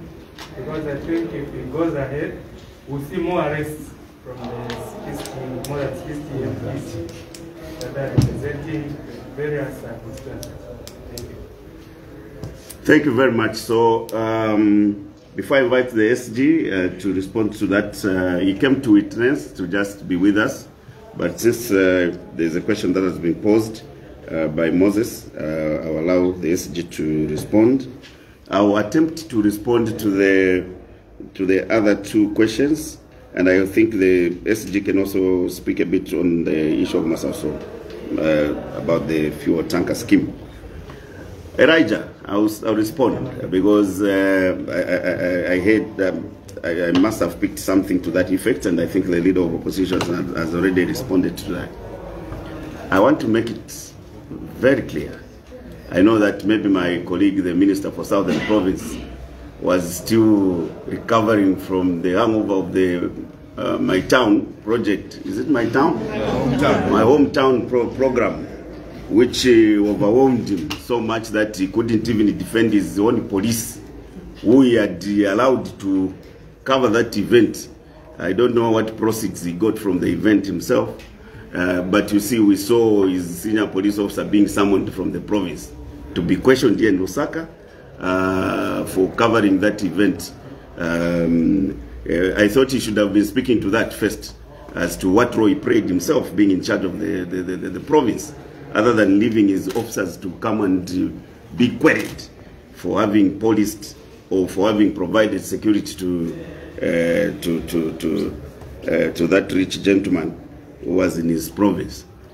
Now, he was issuing empty threats about the doses that he has. We are not shaken. I think that's why we're having this discourse even this afternoon, because it's this discourse that he was referring to. When we gather here, we speak to issues of national interest. We don't speak about Mwetwa. We don't speak about the president as an individual. We don't speak about any single minister here. We speak about policy issues that affect the people of Zambia. So we have got our fundamental freedoms. And if he has got those dossiers, he knows where he should take them, other than using them as blackmail threats on us. It won't work. He used this platform when they were in opposition themselves. We never issued any primitive threats to them to stop speaking. That's how come they formed government. So they should account for the promises that they gave to people. And that we shall continue doing, because that's what they're supposed to be doing, is to tell the people how they failed to remove the middlemen in the supply chain of fuel in order to reduce the prices of fuel. Those are the things they promised to fix. They knew the intentness of this country, to which they promised to come and fix. If they were not ready to fix what they found, they should have left the PF to fix those things, then come and take over when there were no challenges. But when they were taking over government, they knew the challenges that they were taking over to come and fix. And that's why people of Zambia said, oh yes, here there are people who are going to provide solutions. So it's baseless for him to use those threats to us. And we are here, and we shall continue speaking. That's a mandate. We are elected members of parliament by the people, just like him. So he can't say what we should do in representing our people. No, we have been arrested before, so we know what it feels. We came from the opposition to form government. We are back in the opposition. So we are not people that can be threatened by empty threats like that. So my appeal to him is that if he has got those dossiers, let him know. Let him hand them over to the competent authorities, not the sakers we are seeing of people being named before the investigations are done. So that's what I can say to that, and I want him to focus on my hometown project where he's having some benefits accordingly, and it's good for him. So he shouldn't be overexcited by the proceeds of my hometown and start threatening others. There's no one who has got title deeds to this country. No one. The only thing that is constant is time. They are in government today. They are too of due to come to an end. So I'll now invite SG briefly to just react to the question that the Honorable... Thank you, Chief Whip. To start with,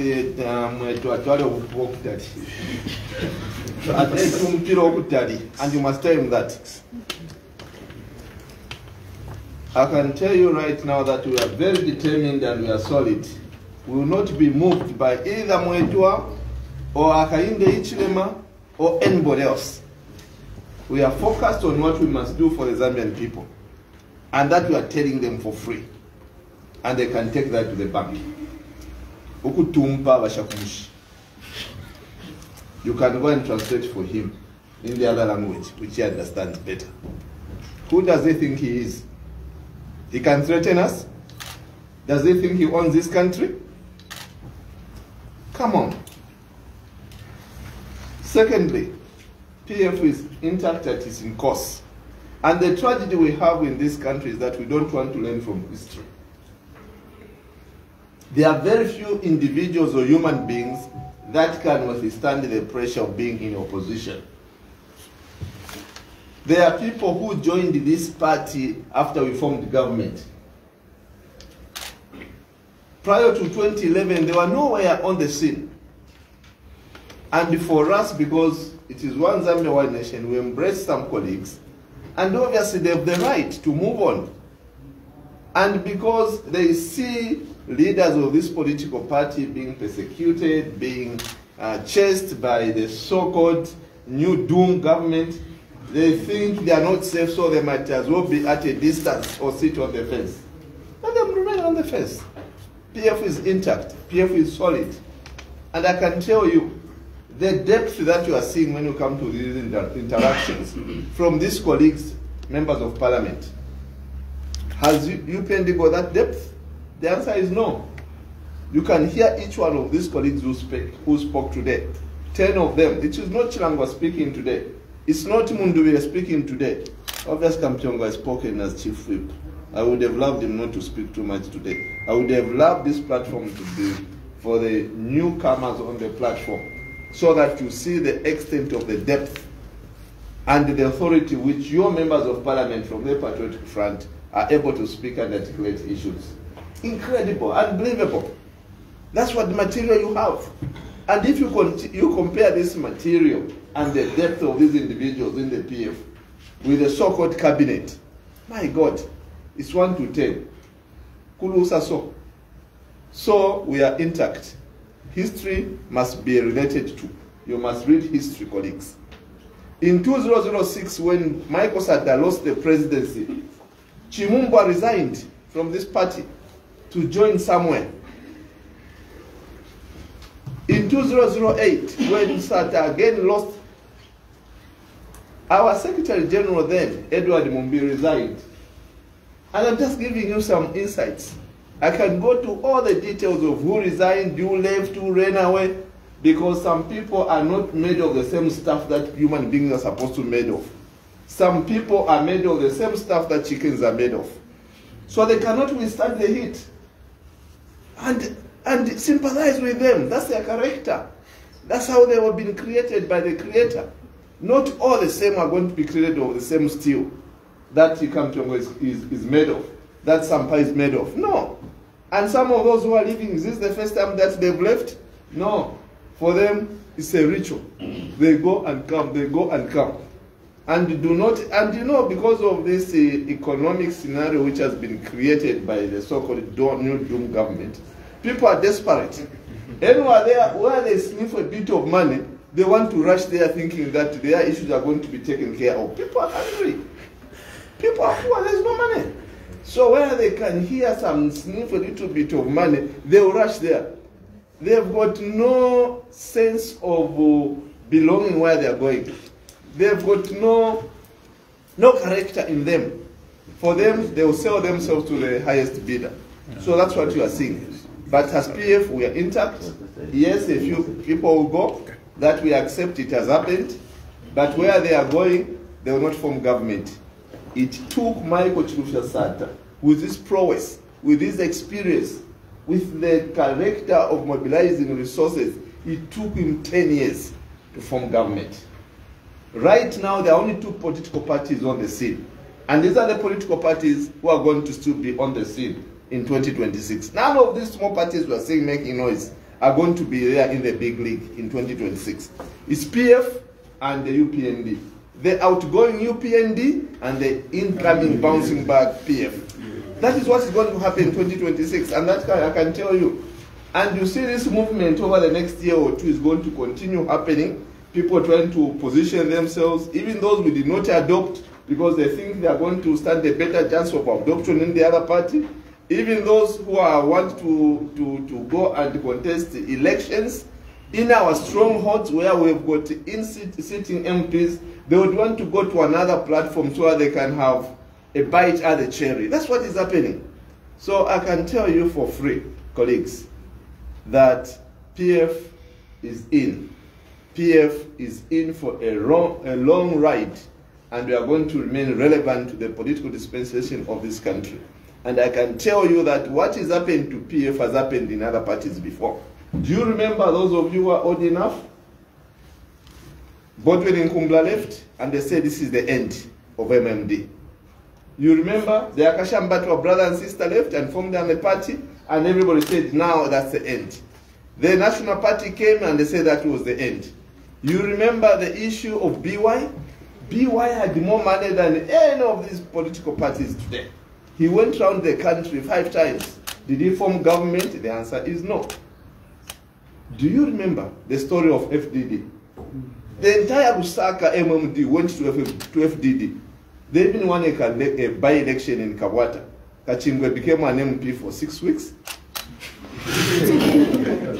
And everybody said, no, things have changed. The MMD is gone because there's this new kid on the block. Did they win any elections after that? No.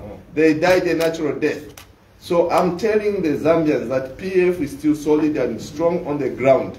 And this idea of, he has defected, a caleta is being placed on the media and so on. Go ahead with your caleta. You cannot even win an election in your own house.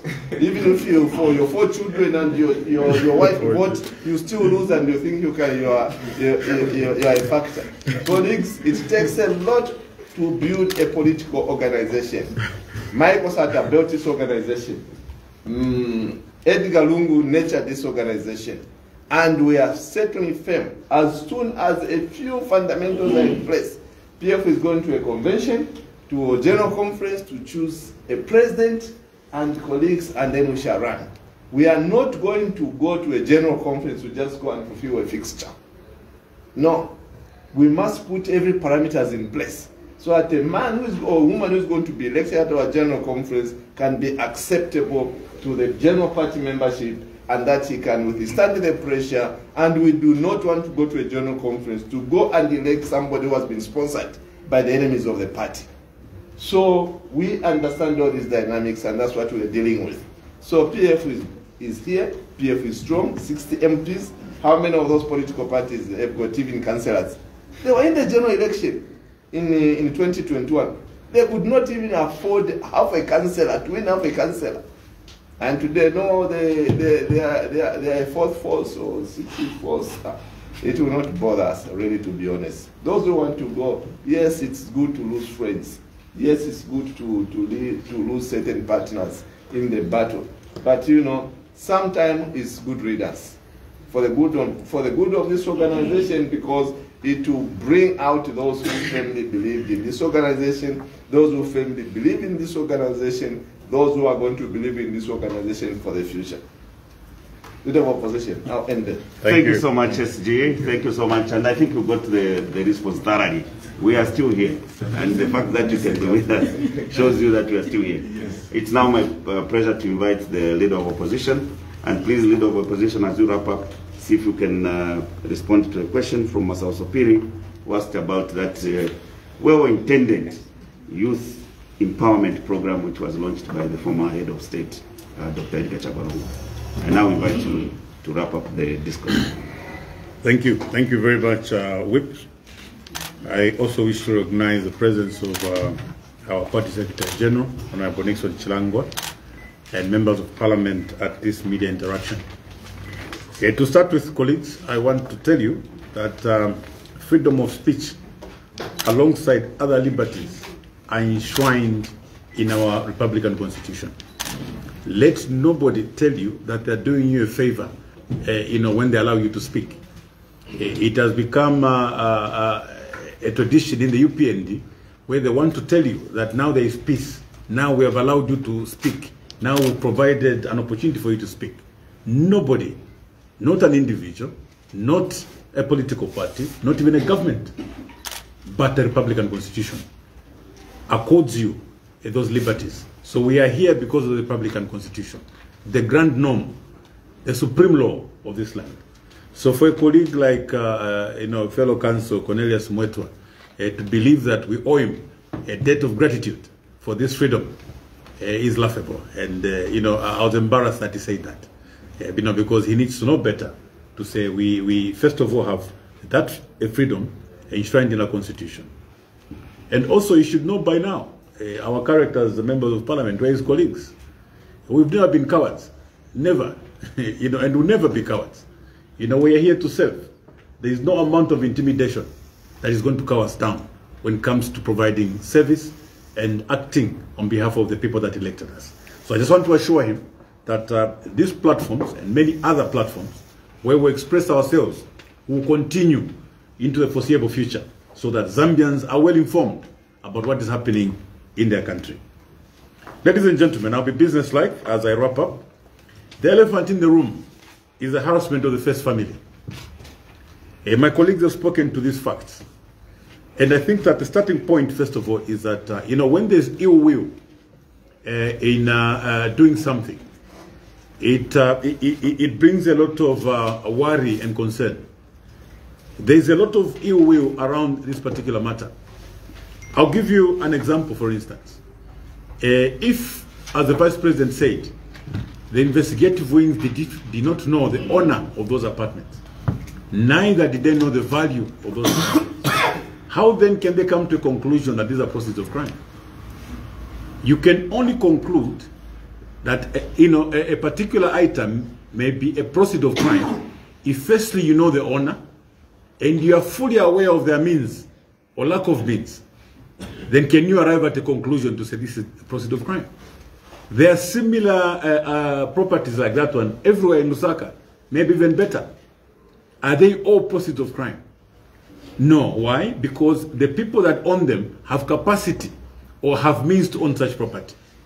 Now, it's therefore very strange that in the first instance, they didn't know the owner of those apartments, according to them. And they also did not know the value. How then did they come to a conclusion that these are proceeds of crime? What if those apartments were owned by Bill Gates? I mean, that's the question, or Comrade Ndambo. Yeah, so that's the starting point. So the moment that we heard that, we knew that there was some ill will around that. Secondly, we were told there were no title deeds. These buildings were built on a land that was not designated. All that happened was an ordinary citizen yesterday walking into Ministry of Lands and asking for a printout, and they got the printouts, and copies of title are there. So then the question is, what exactly were these investigative wings trying to do? Why were they trying to embarrass the first family?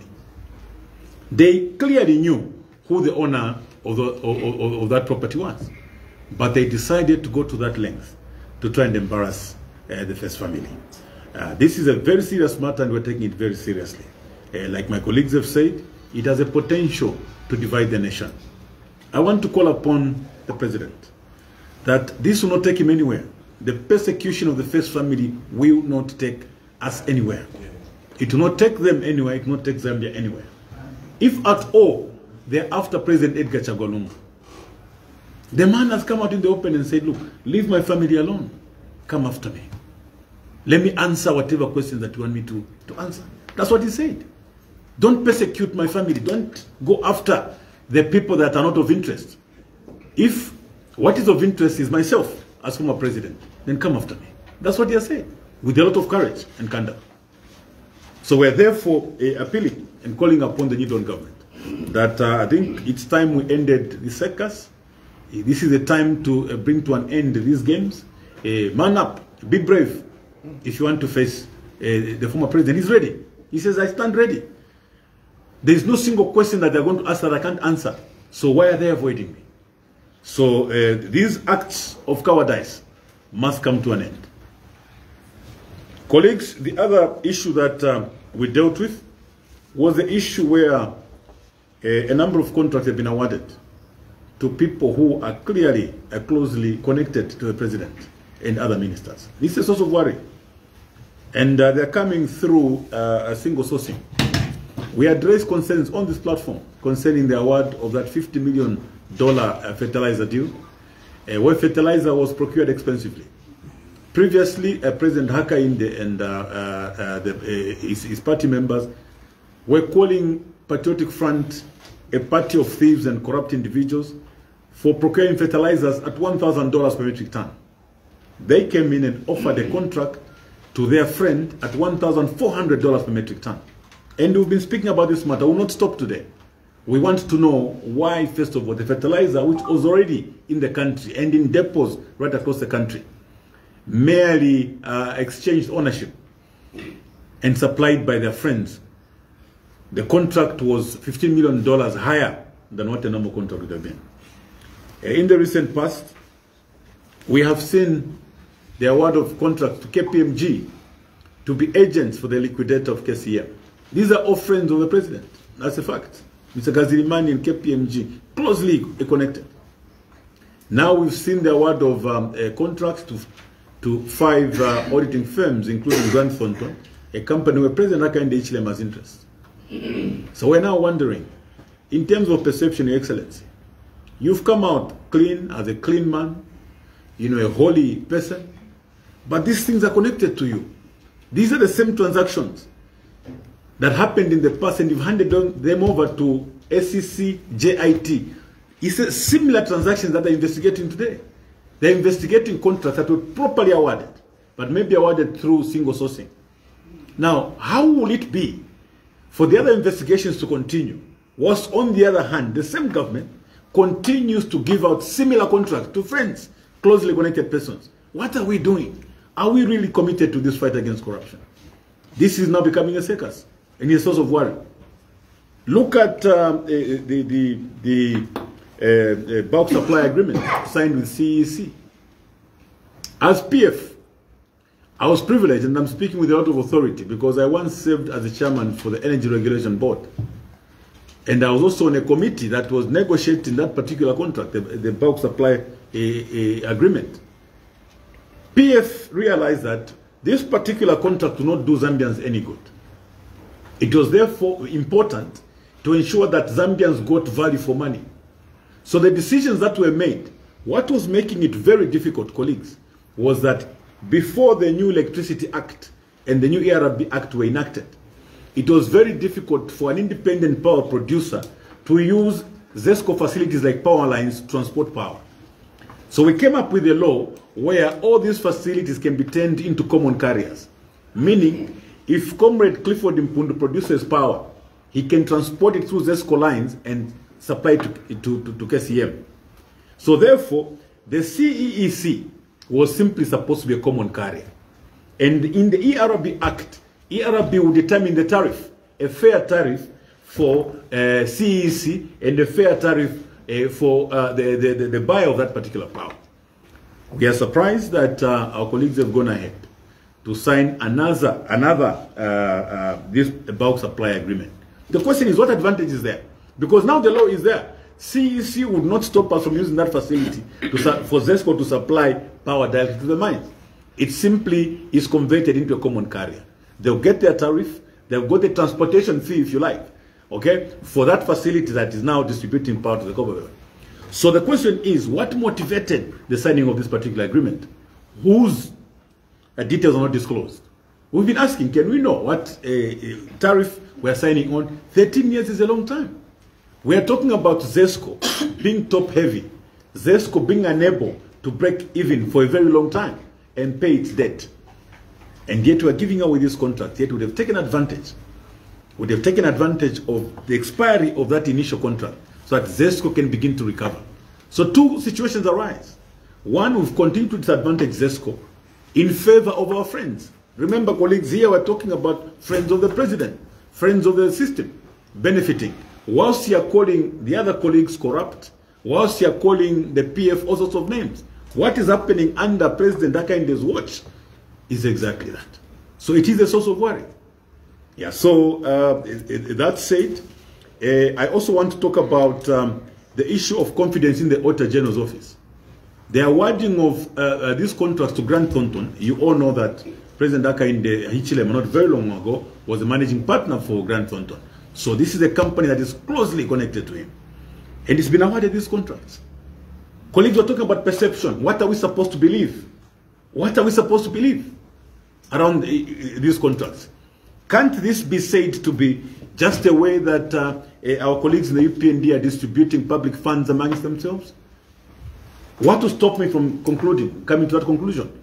These are all closely connected companies and closely connected persons. So if we're going to fight corruption, President Hakainde Hichilema, I think we need to do better. We need to ensure that the public has confidence in this fight, not with what we are seeing with all these deals, with all these contracts that you are distributing amongst yourselves. The Auditor General, colleagues, has capacity to undertake that assignment. What was supposed to happen was to capacitate the Auditor General's office, allow them to employ part-time auditors. We have a number of graduates that are waiting to be employed on a 6-month assignment. That have been all over the country to be able to audit this public debt. And further, there are no figures. There's no disclosure as to how much we are spending on hiring these same private firms. So the Zambian people, please, let's continue watching. The fight against corruption is a hoax. What is happening under the watch of the UPND is actually a lot worse than what they're projecting to have happened under other regimes. And secondly, I think there was an issue to do with uniting the nation. Clearly, what is happening in most of the institutions leaves much to be desired. And I doubt that the president and the New Dawn regime will do anything close to uniting this nation. Colleagues, we have dedicated, well-dedicated civil servants that devoted their energy to working for a government in power. Unfortunately, all those professionals were later labeled to have been PF because of their dedication to duty. And they're all being removed one after the other. It's not a secret. Feel free, for instance, to go to ZESCO and find out what has happened there in the past 3 months. You will be terrified. Go to Ministry of Education, go to these service commissions, teaching service commissions, name them. Look at who is in these positions. Foreign service, look at who's in these positions. And as members of parliament, we will not sit down, cow down amid this intimidation that we don't speak against the ills that we see. Article 259 of our Constitution is very clear. When you've been empowered to make appointments, ensure that you do so taking into account regional diversity, youth, and gender. Now, as to whether His Excellency the President and all those who've been empowered to make appointments have been acting in accordance with that provision, that question cannot be answered by yourselves. But I'm saying that what we would want them to see, let the President rethink his position of uniting the nation. What we know, it's been mere rhetoric. There's no effort whatsoever. We want to unite the nation. What visible effort have you seen the President make towards uniting the nation? Ask yourself these questions. We want to challenge you, the media, because sometimes we feed you with so much information and you don't want to sit and interrogate. When the President is repeatedly talking about uniting the nation, has he explained to you what practical steps, visible practical steps that he has taken towards uniting the nation? I'll give you an example, and maybe this will also be beneficial to the UPND. The first step that was supposed to be taken was first of all to interrogate the voting pattern.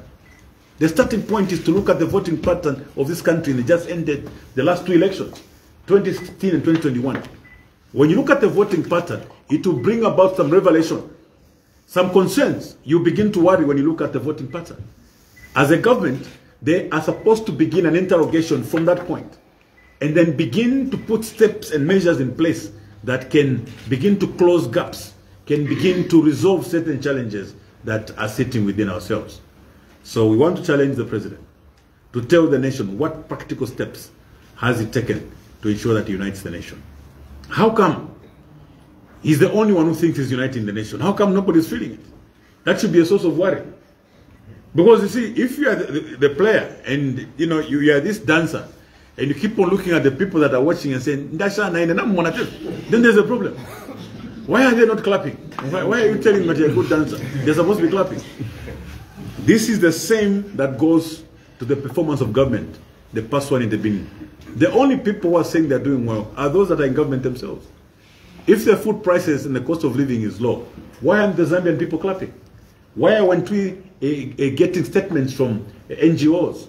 Why are the ordinary Zambians in Imporokoso Chamwamba calling to say, why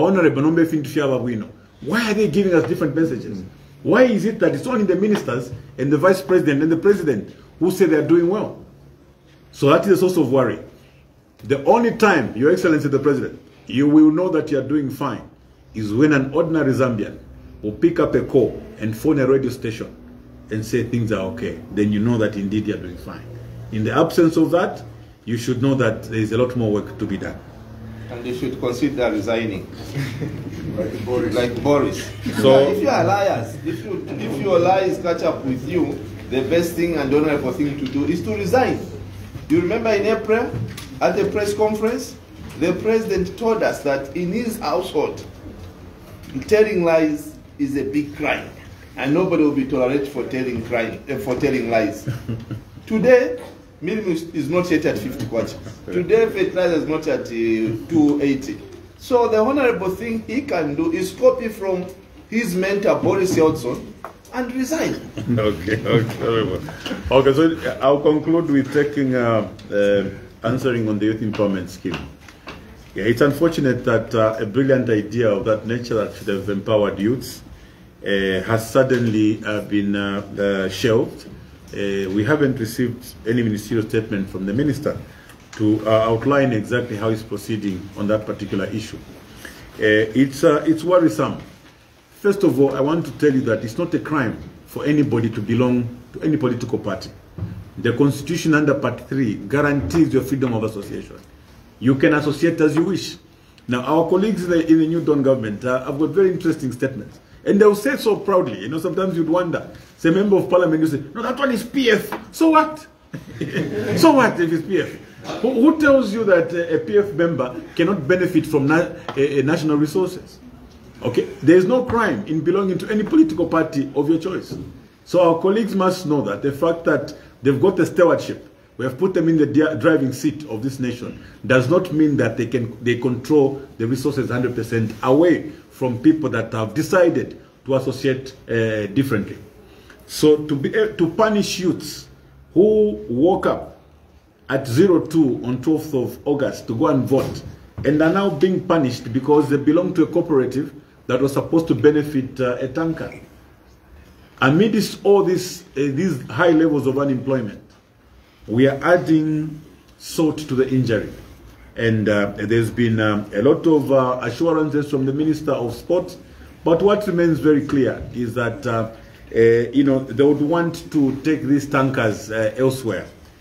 The youths, as at the time that we were voting, a number of youths had already benefited from these tankers. And under that scheme, what was supposed to happen is that there is a company, first of all, that has a contract and is subcontracted. So that company has been paying religiously, towards these tankers. The component which is supposed to come to the youths who are beneficiaries of these tankers have not received a single coin ever since CPND came into power. The question is, where is this money going? And the youths, we've received a number of petitions from the youths. They're getting very anxious and worried that somebody somewhere must be pocketing this money, because there was a structure of how this money was supposed to be paid. A certain component goes directly to pay for the cost of the truck. Part of it for the cost of service. And there was a part where youths are supposed to benefit. A very small component for that matter. But that money has not been paid to the youths. So we want to ask the investigative wings to take interest in this matter. We smell something wrong in these particular transactions, because that structure has not been altered. If it was altered, there should have been communication. So somebody is getting the money that belongs to those youths. So I know that we recently ratified the chairperson for SCC and also the DG for SCC. We would like to ask them, to take interest in this particular matter to do with fuel tankers. We want to know where the money for the youths is going, so that they can report. And all those that will be found wanting, even if they are ministers, they should be called to answer, so that we don't continue going back and forth on matters that were already resolved. What is supposed to happen is the Minister of Youth is supposed to procure additional tankers, which they're supposed to give to other, deserving youths going forward. But this should only happen after we know how the existing tankers are operating and how this money is being distributed. So, colleagues, it's been a long day. I want to wish all of you God's blessings. That's a question from the students. No. We can do a private chat so that we don't hold everybody back. Yeah. Remember that today it was you who were late. Today it was the media that was late. So I'm not guilty that we have released you late. Yeah, but I want to wish you God's blessings and have a lovely weekend. And remember that the freedom to speak is your freedom, guaranteed by the Constitution and not an individual. Thank you very much. Thank you. Thank you.